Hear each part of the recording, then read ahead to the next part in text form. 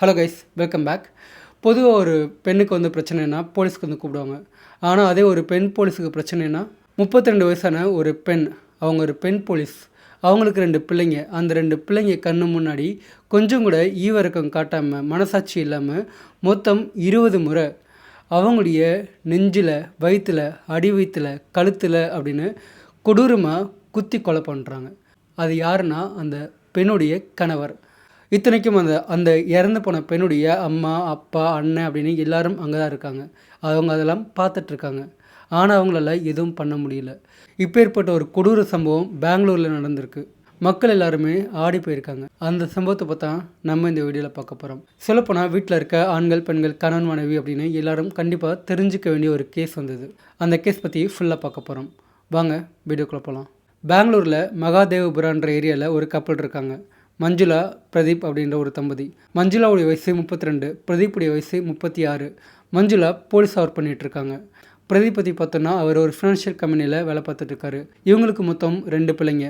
6 வயசில் ஒரு பையனும் 4 வயசில் ஒரு மகளும் இருக்காங்க. இவங்க 2 பேத்துக்குமே கடந்த ஒரு 8 வருஷம் முன்னாடி கல்யாணம் இருக்குது. கல்யாணமான கொஞ்ச நாள்லேருந்தே இவங்க 2 பேத்துக்கு இடையில் பிரச்சனை தான். பிரச்சனை இல்லாத நாளே இல்லை அப்படின்னு சொல்லலாம். அந்த பிரச்சனைக்குள்ளான முக்கியமான காரணம் ஆணிவர் யாருன்னா பிரதீப் தான். ஏன்னா பிரதீப் பற்றி பார்த்தோன்னா அவர் வேலை பார்த்து சம்பாதிக்கிற பணம் ரொம்ப ரொம்ப கம்மி. பெங்களூர் அப்படின்ற போது அங்கே எக்ஸ்பென்ஸ்லாம் ரொம்ப அதிகம். அதிக பணம் இல்லைன்னா வாழ முடியாது, நல்லபடியாக வாழ முடியாது. பிரதீப்பால் நார்மலான வாழ்க்கையை வாழ முடியல. ஸோ அவர் ஈஸி மணிக்கு ஆசைப்பட்டு பெட்டிங் ஆட ஆரம்பிக்கிறாரு. அதில் குறிப்பாக ஆன்லைன் கேம், அதில் பெட்டிங் வச்சு ஆடுவாங்க இல்லையா, அதை ஆரம்பிக்கிறாரு. ஆரம்பத்தில் அவர் கொஞ்சம் பணம் அந்த மாதிரி இருந்தாலும் நாட்கள் போக போக அந்த பெட்டிங் பணம் எல்லாமே போக ஆரம்பிக்குது. அதில் அவர் அந்த பெட்டிங்கை நம்பி அதிக பணத்தை போட ஆரம்பிக்கிறாரு. அது மட்டும் இல்லாமல் அவர் சம்பாதிக்கிற பணம் மட்டும் இல்லாமல் ஒய்ஃபான மஞ்சுளா சம்பாதிக்கிற பணத்தையும் வாங்கி செலவு பண்ணுறாரு. இது மட்டும் இல்லாமல் மஞ்சுளா போட்டு வந்த நகை, வெளியே கடன் அதெல்லாம் வாங்கி சுமார் 8 லட்சம் வரைக்கும் பெட்டிங்லேயே செலவு பண்ணி காசெல்லாம் கரியாக்குறாரு. ஆனால் அது மூலமாக அவர் பணம் சம்பாதிக்கவே இல்லை. அது மஞ்சுளாவுக்கு பிடிக்கல. என்னதான் மஞ்சுளா ஒரு போலீஸாக இருந்தாலும் வெளியே பிரச்சனை நடக்கும்போது போய் தட்டி கேட்டாலும் வீட்டில் ஒரு பிரச்சனை நடக்கும்போது அதை அவங்களால சரி பண்ண முடியல. தன் கணவன் அவங்களால எதிர்த்து கேள்வியும் கேட்க முடியல. அவங்களும் பொறுத்துக்கிட்டே நாட்களை ஓட்டுறாங்க. தன் கணவருக்கு எவ்வளோ சொல்லி பார்க்குறாங்க, அதெல்லாம் வேண்டாம் விட்டுருங்கன்னு சொல்கிறாங்க. அவர் திருந்திடுவாருன்னு நம்புகிறாங்க. ஆனால் நாட்கள் மட்டும் போயிட்டே இருக்க தவிர அவர் திருந்துறபடி கிடையாது. அது மட்டும் இல்லாமல் வீட்டில் பிள்ளைங்களை பார்க்கக்கூட அவங்க கையில் காசு எல்லாம் போகுது. இந்த நிலைமை நீடிச்சுட்டே இருக்குது. ஒரு ஸ்டேஜில் என்னதான் இருந்தாலும் மஞ்சுளா ஒரு பெண் போலீஸ்காரங்க. அவங்களுக்கு டியூட்டி டைமிங் அப்படின்றது ஒரு கான்ஸ்டண்ட்டாக ஒரே மாதிரி இருக்காது.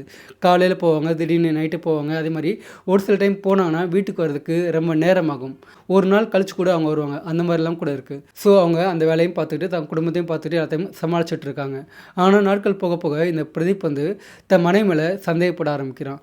உனக்கு பிடிச்சா போகிற, பிடிச்சா வர்ற, இது என்ன சத்திரமா அப்படின்னு கேட்குறான். அது மட்டும் இல்லாமல் அவங்களுக்கு 2 குழந்தைங்க இருக்காங்க. நான் முன்னாடி சொல்லியிருந்தேன், ஒரு பையன் ஒரு பொண்ணு அப்படின்னு. அந்த பிள்ளைங்க எனக்கு பிறந்ததே கிடையாது, நீ வேறு யார் கூட ஒன்றா இருந்திருக்க, ஒன்றா உறவு வச்சுருக்க, அதனால பிறந்த பிள்ளைங்க தான் இவங்க எல்லாருமே. இந்த பிள்ளைங்க என் பிள்ளைங்களே கிடையாது அப்படின்னு தன் மனைவியுடைய கற்புமலையும் சந்தேகப்பட ஆரம்பிக்கிறான். அவன் பெட்டிங் மட்டும் ஆடலை, நல்லா குடிக்கிறான், போதைப் பொருட்களும் யூஸ் பண்ண ஆரம்பிக்கிறான். அதனால தன் மனைவி மேலே சந்தேகப்பட்டு அவங்கள அடிக்கிறான். ஒரு பெண் போலீஸ்காரங்க இருந்தாலும் தன் கணவன் தன் அடிக்கிறத அந்த பெண் போலீஸாலேயே தடுக்க முடியல. அவங்கள அடித்து டார்ச்சர் பண்ண ஆரம்பிக்கிறான். காயம் கூட ஏற்படுது. இருந்தாலும் அதெல்லாம் சமாளிச்சுக்கிட்டு அவங்க வீட்டிலே பொறுத்துட்டு தன் பிள்ளைங்களுக்காண்டி ஒன்றா இருக்காங்க. இப்படியே நாட்கள், மாதங்கள், வருஷங்களை அவங்க ஓட்டிகிட்டே இருக்காங்க. ஒரு ஸ்டேஜில் அவங்க வீட்டில் பிள்ளைங்களுக்கு சாப்பாடு போடக்கூட வழி இல்லாத ஒரு சூழ்நிலைக்கு இவங்க தள்ளப்படுறாங்க. ஏன்னா வர சம்பளம் எல்லாத்தையுமே பிரதீப் பிடிக்கிறான், பெட்டிங்கில் போட ஆரம்பிக்கிறான். வீட்டில் இருந்த பிள்ளைங்களுக்கு சாப்பாடு இல்லை, ஸ்கூல் ஃபீஸ் கட்ட கையில் காசு இல்லை. ஆனால் கூட மஞ்சளா அதெல்லாம் பொறுத்துட்டு இருக்காங்க. ஆனால் கடந்த ஒரு ஜனவரியிலேருந்து பார்த்தோம்னா அந்த டார்ச்சர் எல்லாமே எல்லாம் மீறி போகுது. இந்த மஞ்சுளா அடிக்கடி வேலை இருக்குது அப்படின்னு வெளியே போக ஆரம்பிக்கிறாங்க. நைட்டு வீட்டுக்கு வரதும் லேட் ஆகுது. இப்போ பிரதீப் அவங்கள ரொம்ப கேவலமாக பச்சை கேட்க ஆரம்பிக்கிறார். அது மட்டும் இல்லாமல் அவங்களுடைய ஃபோனை வாங்கி அவங்க தூங்கிட்டு இருக்கும்போது ஃபோன் செக் பண்ணுறது, அந்த மாதிரி கேவலமான வேலைகளை பார்த்துட்டு இருக்கான். தன் மனைவி மேலே அவனுக்கு நம்பிக்கை இல்லை. ஆனால் இத்தனைக்கும் மஞ்சுளாக்கு அந்த மாதிரியான எந்த ஒரு தவறான உறவும் கிடையாது. அவங்க கரெக்டாக தான் இருக்காங்க. ஏன்னா வீட்டில் இந்த மாதிரி ஒரு பிரச்சனை இருக்கும்போது அவங்க வேற ஒரு சொல்யூஷனை தேடி போகல, தன் பிள்ளைங்க உண்டு அப்படின்னு வாழ்ந்துட்டு இருக்காங்க. ஆனால் இந்த பிரதீப் மட்டும் ரொம்ப ஓவராக டார்ச்சர் பண்ணிட்டு இருக்கான்.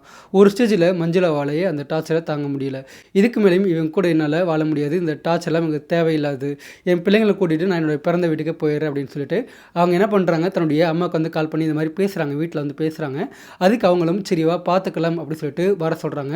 உடனே பார்த்தோன்னா இவங்களும் என்ன பண்ணுறாங்க, கிளம்பி கடந்த ஏப்ரல் மாதமே தன்னுடைய 2 பிள்ளைங்களையும் கூட்டிகிட்டு இவங்க தன்னுடைய தாய் வீட்டுக்கு வந்து போயிடுறாங்க. இப்போ இந்த வீட்டில் பிரதீப் மட்டும் இருக்கான். அவன் கையில் காசு இல்லை. வேலைக்கு போகிற காசு எல்லாத்தையுமே பெட்டிங்கில் செலவு பண்ணிடுறான். அது மட்டும் இல்லாமல் தண்ணி அடிப்பான். நிறையா செலவு வந்து இருக்குது. அதுக்கு அவங்க கையில் காசு இல்லை.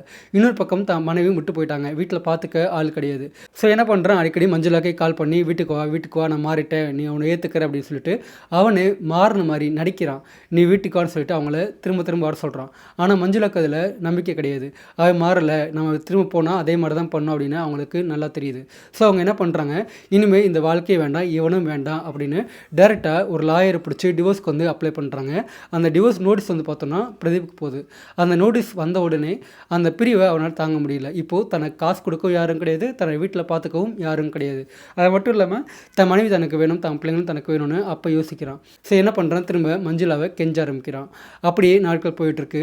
அதே மாதிரி தான் கடந்த ஜூன் 14, 2026 கடந்த ஞாயிற்றுக்கிழமை இவன் மஞ்சுளாக்கு காலையிலே கால் பண்ணி பேசுகிறான்.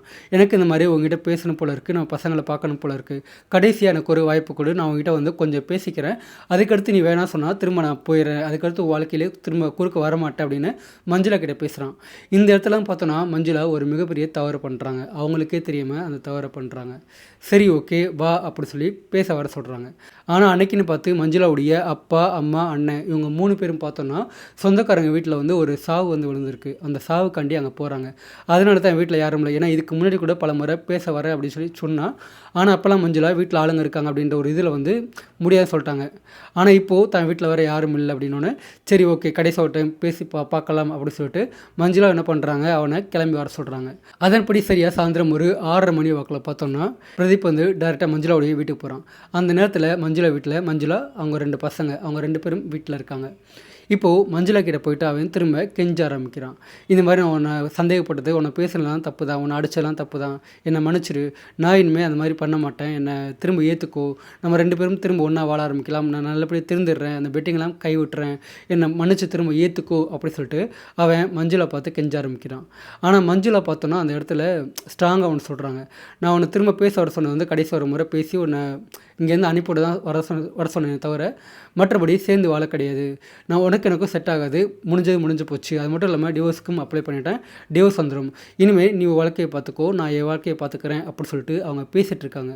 அப்போ சடனாக இந்த பிரதீப் என்ன பண்ணுறேன், மஞ்சுளாவுடைய காலில் வந்து விழுகிறான். என்னை மன்னிச்சிரு, என்னை ஏற்றுக்கோன்னு கெஞ்ச ஆரம்பிக்கிறான். இதே சமயத்தில் இந்த மாதிரி காலில் வந்து கெஞ்சிட்டு இருக்காங்க. இதே சமயத்தில் பார்த்தோம்னா சரியாக ஒரு 7 மணி அந்த டயத்தில் வெளியே சாவு வீட்டுக்கு போன மஞ்சுளாவுடைய அம்மா, அப்பா, அண்ணன் 3 பேரும் திரும்ப வீட்டுக்கு வராங்க. வீட்டுக்குள்ளே அப்போ தான் என்ட்ரி ஆகுறாங்க. இந்த பக்கம் மஞ்சுளாவுடைய காலில் பிரதீப் விழுந்து கெஞ்சிட்டு இருக்கான்.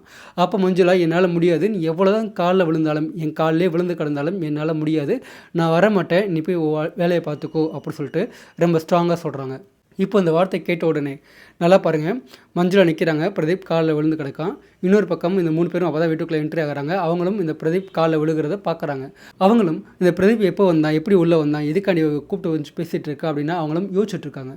ஆனால் அப்படி யோசிக்கிற அந்த சமயத்தில் பார்த்தோன்னா சடனாக கீழே காலில் விழுந்திருக்க இந்த பிரதீப் இருக்கா இல்லையா, அவன் என்ன பண்ணுறான், இந்த மஞ்சுளாவுடைய காலை இழுத்து வரான், வாரி விடுறான். மஞ்சுளா கால் வாரி விடப்பட்டு கீழே விழுகிறாங்க. அப்படி கீழே விழுந்த மஞ்சுளாவுக்கு தலையில் ஃபஸ்ட் அடிப்படுது. உடனே என்ன பண்ணுறான் பிரதீப், மஞ்சுளா மேலே ஏறி உட்காந்து அவனுடைய இடுப்பில் வந்து பார்த்தோன்னா கத்தியை மறைச்சி வச்சு கொண்டு போயிருக்கான். அதுவும் நார்மலான கிச்சனில் யூஸ் பண்ணுற கத்தி கிடையாது. இந்த ஷார்ப்பாக வரியாக போட்டிருக்கோம், சில டிசைன்லாம் போட்டிருக்கோம் ஒரு சில கத்தியில். அந்த கத்தியால் மஞ்சுளாவுடைய நெஞ்சு பகுதி, 2 மார்பகம், வயிறு, அடிவயிறு பகுதி, அவங்களுடைய அந்தரங்கம், அந்த அடிவயிறு பகுதி இருக்குள்ள அந்த அடிவயிறு பகுதி, தொண்டை, இந்த இதுலேருந்து இங்கே கீழே வரைக்கும் மொத்தம் 20 முறை. யோசிச்சு பாருங்கள், ஒரு முறை 2 முறை குத்துனாலே குத்தி கொலை பண்ணுறவங்களை பார்த்துருப்போம், சும்மா கொலை பண்ணணுன்றக்காண்டி கொலை பண்ணுவாங்க. ஆனால் இவன் அந்த ஒரு ஆக்ரோஷத்தோட முன்னாடி பிளான் பண்ணி தான் வந்திருக்கான். அது என்னன்றதை பின்னாடி சொல்கிறேன், என்ன பிளான் பண்ணி வச்சா என்ன பண்ணன்றதை நான் இதுக்கு அடுத்து வரும் அதை சொல்கிறேன். பிளான் பண்ணி வச்சு கரெக்டாக 20 முறை அவங்களாம் பார்த்துட்டே இருக்காங்க. அவங்களாம் ஓடி வர்றதுக்கு முன்னாடியே பார்த்தோன்னா இவன் குத்துற பார்த்த உடனே ஓடி வந்து ஒன்று தடுக்க வர்றாங்க. ஆனால் அதுக்குள்ளேயே சுமார் 20 முறை திரும்ப வேகமாக அவங்களுடைய இந்த பகுதி ஃபுல்லாமே வந்து டேமேஜ் ஆகுது. 2 மார்பகம் அந்த பகுதியிலையுமே பல முறை குத்தி ரத்தம் பீறிட்டு கீழே ஓட ஆரம்பிக்குது. அப்படியே ரத்தம் ஓடும் இல்லையா, அந்த மாதிரி ஓட ஆரம்பிக்குது. மஞ்சுளா பார்த்தோன்னா அதே ஸ்பாட்டில் இறந்து போயிட்டாங்க. ஏன்னா அவங்களுக்கு வந்து கீழே விழுந்தோடனே அவங்க சூதாரிக்கிறதுக்கு முன்னாடியே அதை பண்ணிட்டான். அதுக்கடுத்து அந்த வீட்டில் இருக்க ஆளுங்க வந்து ஒன்று தடுக்க வரதுக்கும் போது அவன் என்ன பண்ணுறான், அந்த கத்தி காமிச்சு அவங்களே மிரட்டுறான். அது மட்டும் இல்லாமல் அங்கேருந்து திரும்ப ஓட ஆரம்பிக்கிறான் வெளியே. இது மட்டும் இல்லாமல் மஞ்சுளாவை தன்னுடைய அம்மாவை அந்த மாதிரி அப்பா வந்து கொலை பண்ணுறத அந்த 2 சின்ன பிள்ளைங்களும் வந்து தன் கண்ணால் பார்க்குறாங்க. அங்கே தான் நிற்கிறாங்க. அவங்களும் கதறாங்க, அம்மா அம்மான்னு சொல்லிட்டு கதறி அழுகுறாங்க. ஆனால் வேறு வாய்ப்பில்லை, இவங்க இறந்து போயிட்டாங்க. குத்திட்டா இல்லையா, உடனே என்ன பண்ணுறாங்க, மஞ்சுளா மீட்டு உடனே பக்கத்தில் இருக்க அரசு மருத்துவமனைக்கு வந்து அந்த ஃபேமிலியில் ஆட்கள் வந்து கொண்டு போகிறாங்க. ஆனால் அங்கே போய் பார்க்கும்போதே ப்ராட் டெட், கொண்டு வரும்போதே இறந்துட்டாங்க அப்படின்னு டாக்டர்ஸ் டிக்ளேர் பண்ணுறாங்க. இதுக்கடுத்து அவங்க என்ன பண்ணுறாங்க, போலீஸ்க்கு வந்து இன்ஃபார்ம் பண்ணுறாங்க. போலீஸ் உடனே அந்த பிரதீப் எங்கே இருக்கான், ஏன்னா இறந்து போனதும் ஒரு பெண் போலீஸ்காரங்க. ஸோ ஒரு போலீஸே கொலை பண்ணிட்டு போயிட்டான் அப்படின்னு போலீஸ்காரங்களும் ஆத்திரமாகறாங்க. உடனே அவனை தேடி கண்டுபிடிச்சாகணும் அப்படின்னு ஃபுல் ஃபோர்ஸோடு இறங்கி அவனை தேட ஆரம்பிக்கிறாங்க. உடனே அவனுடைய ஃபோன் நம்பர் வாங்கி அதை ட்ரேஸ் பண்ண ஆரம்பிக்கிறாங்க. அப்படி ட்ரேஸ் பண்ணும்போது நைட் ஒரு 8:30 மணி வாக்கில் அவன் பஸ் ஸ்டாண்டுக்கு பின்னாடி இருக்க ஒரு ஆள்நட மட்டும் இல்லாத இடத்துல இருக்கான் அப்படின்னு அந்த ஃபோன் சிக்னல் வந்து காட்டுது. உடனே போலீஸ் அந்த சிக்னலை ஃபாலோ பண்ணி அந்த லொக்கேஷனை ஃபாலோ பண்ணி அங்கே போகிறாங்க. அங்கே போயிட்டு பார்க்கும்போது இந்த பிரதீப் தன்னுடைய கையை எடுத்துகிட்டு, அதாவது அவனும் தற்கொலை பண்ணிக்கலாம் அப்படின்னு தன் கையை எடுத்துகிட்டு மயக்க நிலைமையில் வந்து கீழே வந்து கிடக்கான். போலீஸ் உடனே அவனை கைது பண்ணுறாங்க. என்னதான் இருந்தாலும் அவன் கொலையே பண்ணியிருந்தாலும் கூட அவன் கையில் அடிபட்டிருக்கு. ஸோ அவனுக்கு வந்து முதலுதவி சிகிச்சை கொடுத்துட்ருக்காங்க. இன்னொரு பக்கம் அவனுடைய ஃபோனும் இருக்குது. அந்த ஃபோனை போலீஸ் மீட்கிறாங்க. அதை செக் பண்ணி பார்க்குறாங்க. ஒரு பக்கம் அவனுக்கு ட்ரீட்மெண்ட் போயிட்டுருக்கு, இன்னொரு பக்கம் அவன் ஃபோனை போலீஸ் செக் பண்ணிகிட்ருக்காங்க. அப்படி பார்க்கும்போது அந்த ஃபோனில் நிறையா வீடியோக்கள் இருக்குது. அந்த வீடியோவில் அவன் குறிப்பாக 2 பெரிய லென்த்தியான வீடியோ வந்து அவனே செல்ஃபி வீடியோ வச்சு பேசியிருக்கான். அந்த வீடியோ வந்து போலீஸ் மீட்கிறாங்க. அதில் அவன் என்ன சொல்லியிருக்கான்னா, ஒரு வீடியோவில் என் மனைவி இல்லாமல் என்னால் வாழ முடியல, அவள் நல்லவ தான், ஆனால் அவள் மேலே நான் சந்தேகப்பட்டேன். இப்போது எனக்கு அவள் கூட வாழணும் போல இருக்குது, அதனால் நான் அவள் கூட எவ்வளோ கெஞ்சி பார்த்தேன், ஆனால் முடியாதுன்ட்டா. இப்போ கடைசியாக என்னை கூப்பிட்ருக்கா. நான் அங்கே போயிட்டு அவகிட்ட மறுபடியும் கேட்டு பார்ப்பேன்.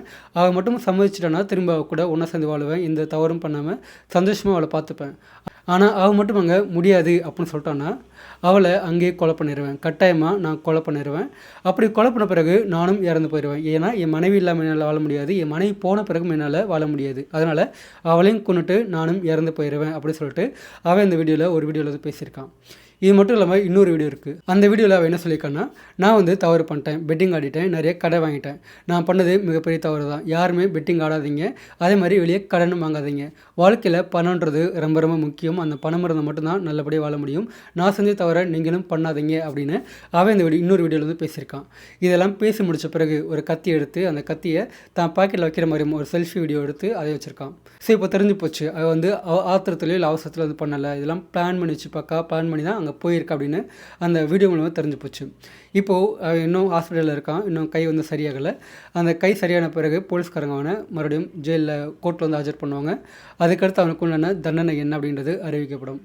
இதில் ஒட்டுமொத்தமாக கவனிக்க வேண்டிய விஷயம் என்னென்னு பார்த்தோன்னா, ஒரு பெட்டிங்கால் ஒட்டுமொத்த குடும்பமே நாசமாயிருச்சுன்னு சொல்லலாம். வாழ்க்கையில் எவ்வளோ சம்பாதிக்கிறோன்றது முக்கியம் கிடையாது, ஆனால் அந்த சம்பாதிக்கிற பணத்தை கம்மியாக சம்பாதிச்சாலும் கூட அதை சிக்கனமாக தனக்கேற்ற மாதிரி எவ்வளோ தூரம் செலவு பண்ணுறோம் அப்படின்றது ரொம்ப ரொம்ப முக்கியம். அதை விட்டுட்டு ஈஸி மணிக்கு ஆசைப்பட்டு பெட்டிங் ஆடுறது, கடை வாங்குறது, அதெல்லாம் ரொம்ப ரொம்ப தப்பு. அது மட்டும் இல்லாமல் இவன் அந்த தவறு மட்டும் இல்லாமல் தன் மனைவியும் சந்தேகப்பட்டிருக்கான், தன் பிள்ளைங்க தனக்கு தான் பறந்துச்சு அப்படின்னு அதையும் சந்தேகப்பட்டிருக்கான். அது காரணம் போதை. ஸோ ஒரு ஆணுக்கு வந்து இதெல்லாம் இருக்கக்கூடாதோ, போதை, பெட்டிங் ஆடுறது, அந்த மாதிரி தவறான வழியில் போகிறது, தன் மனைவி சந்தேகப்படுறது, அது எல்லாமே அவனுக்குள்ளே இருந்திருக்கு. அந்த கெட்ட பழக்கம் எல்லாமே சேர்ந்து இன்றைக்கி அவங்க வாழ்க்கையவே நாசமாக்கிருச்சு.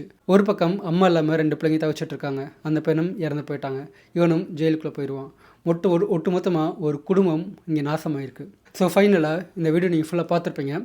இந்த வீடியோ பற்றினா உங்களுக்கு கருத்து என்ன, மறக்காம கமெண்ட் பாக்ஸில் பதிவு பண்ணுங்கள். நெக்ஸ்ட் வீடியோவில் பார்க்கலாம். பை.